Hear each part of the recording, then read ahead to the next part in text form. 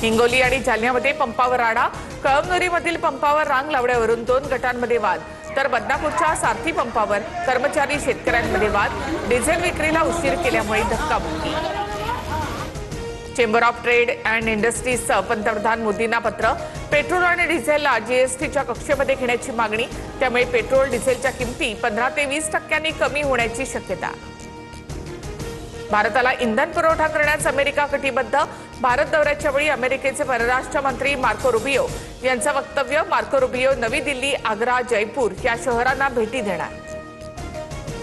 मुख्यमंत्री फडणवीसांचा मुंबई ते शिर्डी वंदे भारतने प्रवासाच्या दरम्यान फडणवीसांकडून फाईलवर सह्या, वंदे भारत ही अनुपम भेट असल्याची फडणवीसांची प्रतिक्रिया।